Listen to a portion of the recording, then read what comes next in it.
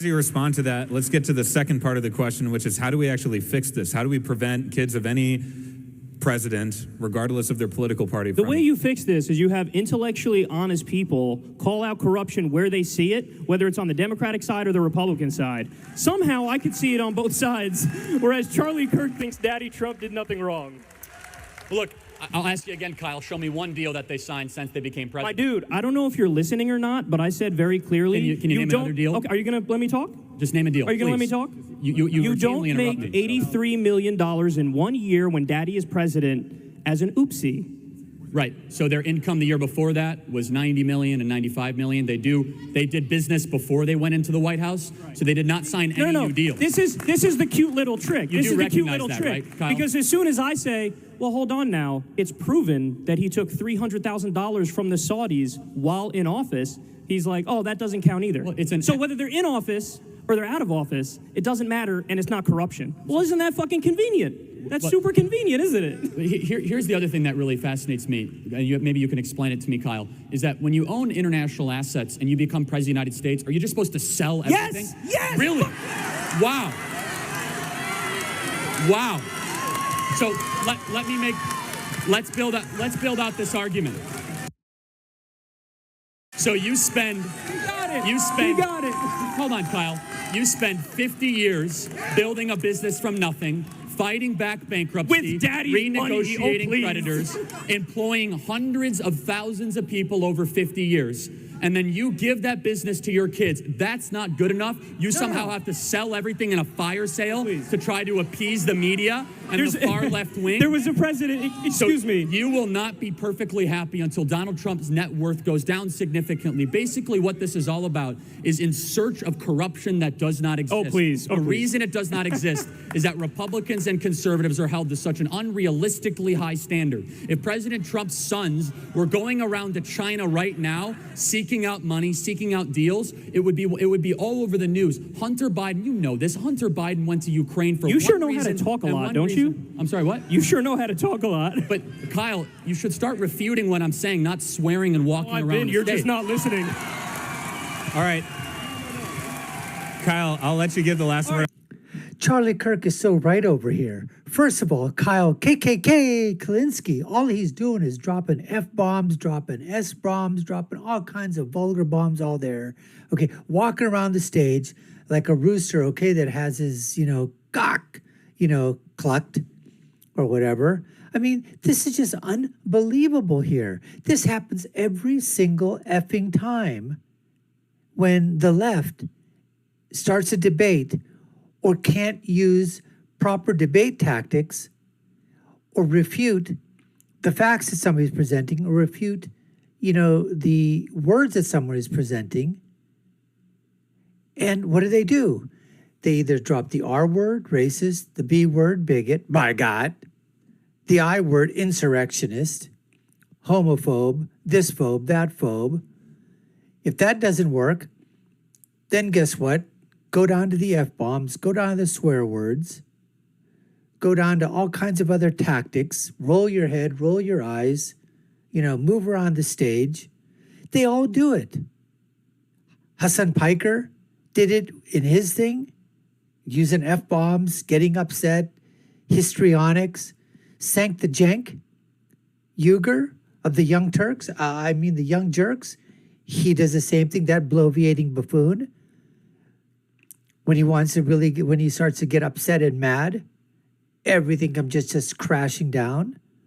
So the whole question you've got to ask yourself is, destroy the businesses, destroy the lives of the people that have jobs. They won't have jobs anymore if you start selling off your assets all over the world. And you're going to be able to do that, just like that. Just because Kyle Kulinski and his leftist acolytes, those in the crowd there, those socialist Marxists over there, they can have their opinion. That's perfectly fine.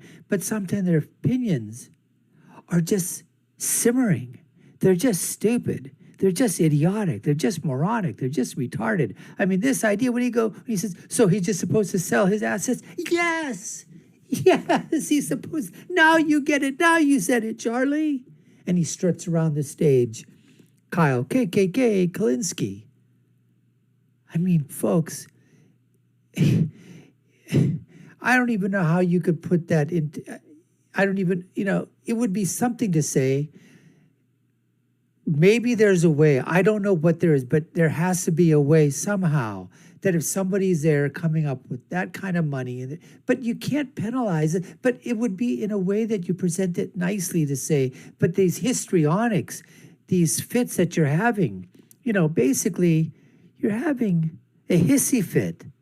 Now, unless you're going to tell me, Kyle, Kulinski, that you decide to become a woman on stage for that short period of time, to have that emotional breakdown, oh boy, I'm going to get that now from the feminazi crowd. They're going to come after me on that one, saying, oh, you're saying women are histrionic, women are emotional. Yeah, they are. And guess what? So are men. As Kyle Kulinski has so aptly proved this time. Anyways, let's get back to the debate.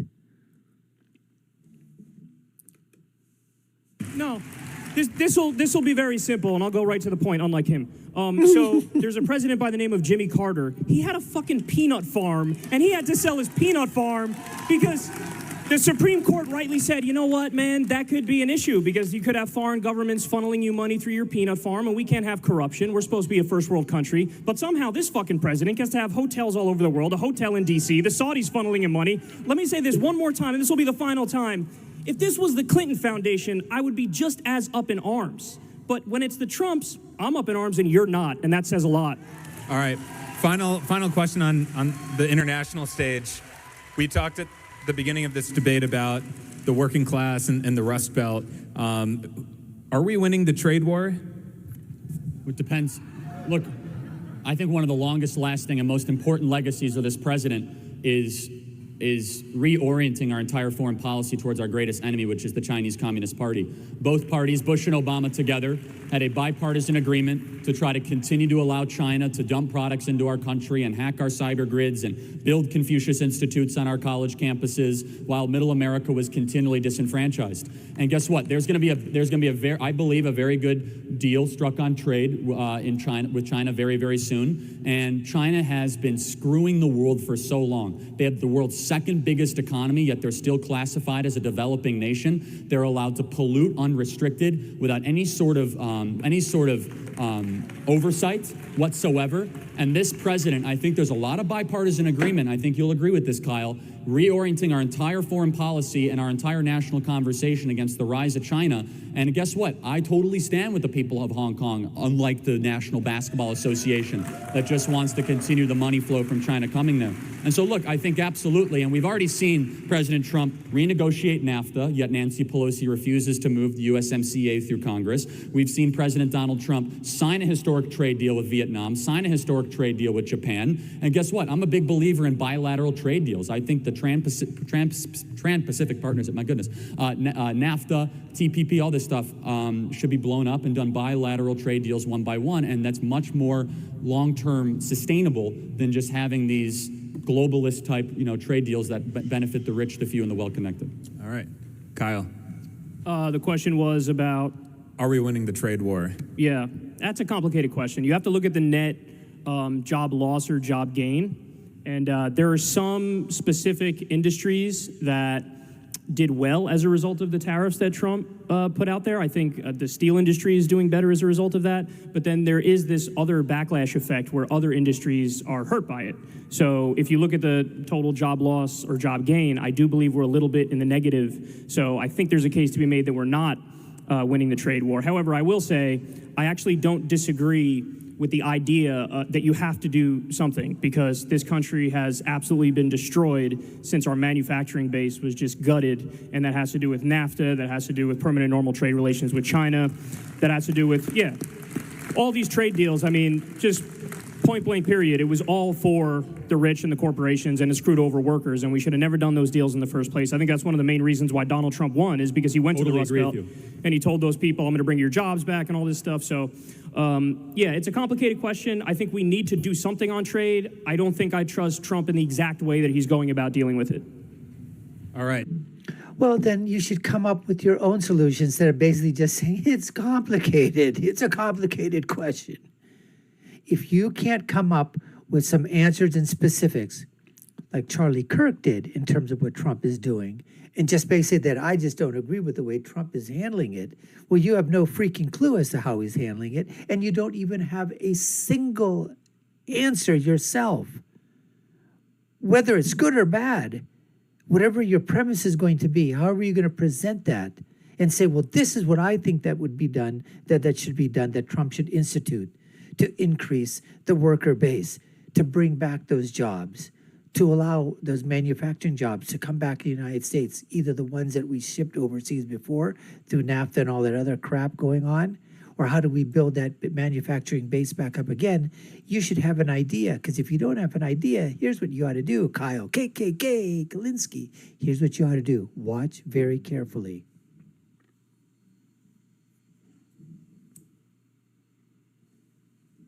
And never open your mouth again until you have an answer for the question other than, it's very complicated. I don't know. So final question here, and we talked about this a little bit backstage, and it's not really a point of debate, but something I think you've all heard through all of the answers is a libertarianism on both sides. You've talked about being kind of a libertarian left, and you have some libertarian tendencies. How do we, and that leads to some unexpected areas of common ground like we just saw on the trade issue.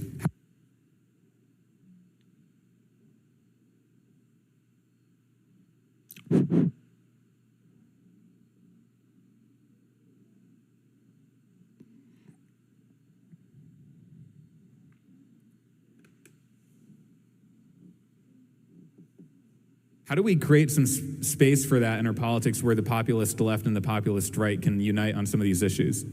Yeah, so I think we're actually already doing that, because you could see that, for example, Mike Lee, Republican Senator of Utah, and Bernie Sanders, they worked together to use the War Powers Act to basically try to stop us from arming Saudi Arabia and helping them facilitate a genocide in Yemen. So you do have, that's exactly, that's right. That's a really good thing. So, you know, you do have points of agreement when it comes to war where we can work together, and you do have points of agreement when it comes to the drug war, for example. You know, I want to free every single nonviolent drug offender in this country. You know, I also want to legalize marijuana. I want to decriminalize all substances because, listen, it really is it's a personal issue, and if anybody has problems with it, they should be getting treatment. They should be getting rehabilitation. They shouldn't be locked up. So, yeah, there are points of agreement. I think when it comes to social issues, Charlie and I will agree, insofar as you fully do agree with non-interventionism on foreign policy and basically a hands-off approach to, you know, cultural issues and social issues. Yeah, and look, so here's one thought exercise, and I do want Kyle to have, I know we're running out of time, but we'll agree, but I don't totally agree with everything on foreign policy, but we're more in agreement that we should have a more restrained foreign policy. Drugs, I wouldn't, boy, that's too far for me, but I do think decriminalization of certain substances is perfectly fine. But here's what always perplexes me, and Kyle, backstage you called yourself a libertarian leftist. Is that a correct way? That's a fair categorization, or populist left, I call myself. So here's something, and maybe you can explain it to me. I'm skeptical of government in all forms. So I'm skeptical of the government that locks up the people that are wrongly accused, skeptical of the government that declares war on the country that is incorrect and invades the sovereign country. That's also why I want to restrain federal bureaucracy and federal regulation. If you don't trust the government, Kyle, why do you want the government to run our health care and take all of our guns away? That's a good question. That's actually a very good question, and I'm more than happy to answer it. So it's because I'm also an empiricist. And so I believe in, you know, what I can see, what is evidence-based. And when I look around the rest of the world, it's just a fact that the rest of the developed world, particularly in Scandinavia, they kick our butt when it comes to healthcare, when it comes to education. So ultimately, listen, I do want to maximize freedom as much as possible, but I'm also pragmatic in the sense that I'm not going to stubbornly refuse to improve our healthcare system when I can see the studies. I see that we're ranked number 37. I see that the UK and France are routinely ranked in the top 5. The rest of the Scandinavian places are in the top 5. And so I don't have a fucking cinder block where my head is supposed to be. I know that there are some things where government works, and we should indeed have more government in those areas. Do you want to get rid of the federal minimum wage? No, I want to increase Well, the it. Scandinavian countries, except Finland, have no federal minimum wage. That's a good point, but Yeah, so we tell should them get why, rid of no, the no, federal but tell minimum them wage. why that is. That's because they have collectively unionization for bargain. everybody. So Exactly. so they voluntarily collectively bargain. Right. Sweden has, so I want to close this point. Sweden has universal school choice. They have higher degrees of economic freedom in Norway, Sweden, Finland, Denmark than in America. They have, like I mentioned, they have no federal minimum wage. There's also some bad things to the Scandinavian countries, like a 200% tax on cars, like a 22% VAT tax and sales tax, like the average income tax, 48% for the middle class, not the rich. By the way, the other thing that always perplexes me, and I know we're running low on time, is that Senator Sanders, your preferred candidate, wants to keep it in the ground and has a big war on fossil fuels. However, it's the Norwegian Sovereign Wealth Fund that has been funded primarily through North Sea oil, natural gas, and fracking, the very same resource that the left likes to demonize. But the final thing I'll say is this. You want me to answer that or no? Well, I think we're running. I mean, how much time do we have? But we do got to wrap it up. Say your last thing, and then Kyle can respond. Is that I'm consistent with the use of government power. I don't think you can pick and choose where you want government big and government small. I am skeptical of government power when it comes to them confiscating our guns, running our healthcare, running our education system, and telling private businesses how to operate. I believe in the rights granted from a creator, not from God. And finally, I just find it interesting that people can say, I want government to be totally in control of things that matter to you most, but not in control of other things. I find that highly ironic. Either you are trustful of government or distrustful of government. I will always err on the side of freedom and liberty, not on bureaucratic, corrupt government. Okay. All right, last word. Listen, that's fine. Listen, you could categorize that however you want to categorize it. I'd call it nuance. I'd say, I can see places around the world where government works better in certain areas, and I can see places where I want less government. For example, another point of agreement we would have is on the NSA. I don't want the government spying on us every which way. So, but to answer your question, because you brought up the Sovereign Wealth Fund and how that's funded through fossil fuels, which is true, and that's a decent point. However, what I would say is, listen, man, we got to get serious. And the bottom line is, there are inevitable patents and an economic boom just waiting to happen when it comes to green and renewable technology. Oh my God. And You're so full of crap. I want a Green New Deal, emphasis on the New Deal part, to bring millions of jobs to this country, pay everybody a living wage, and make sure that we run the future, that we are the leading country moving forward. And I think that we could all win if we go down that path. All right, guys, let's give a big round of applause for Kyle and Charlie. And give a round of applause for Politicon 2019. Thank you all so much. Have a good night.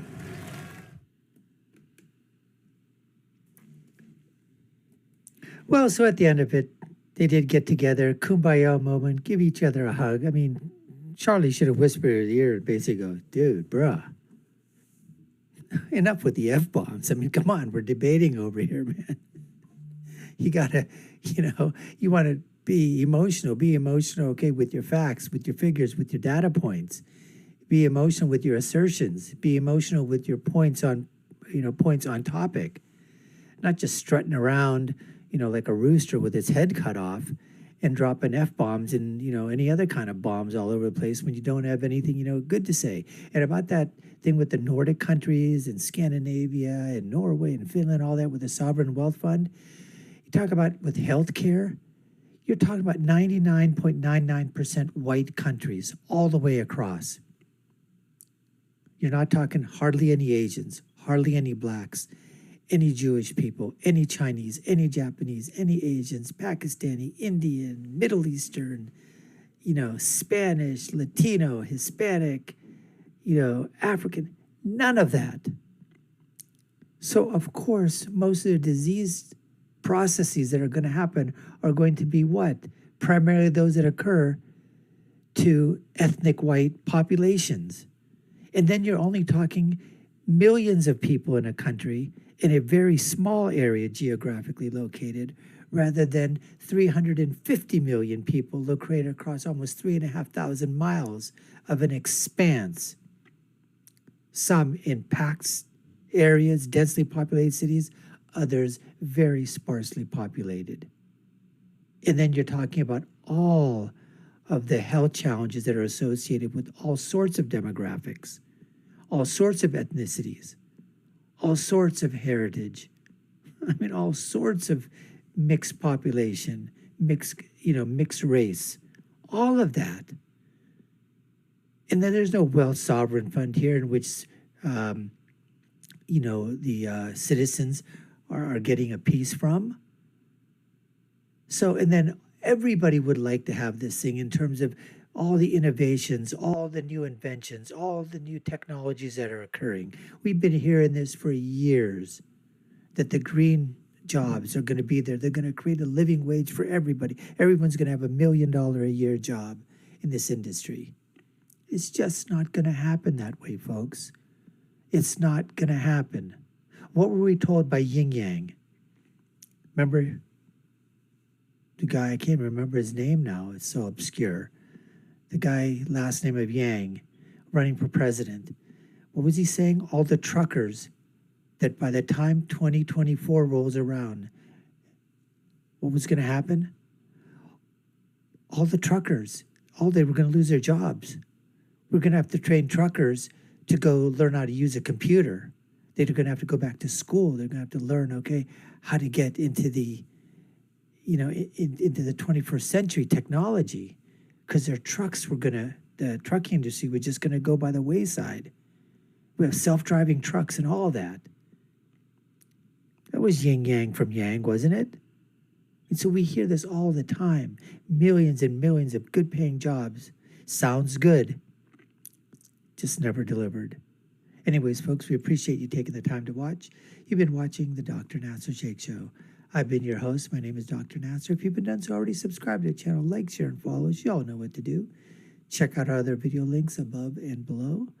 My final thought, when you're right, you're right. And when you're left, you're wrong. Until next time, folks, take care and stay safe.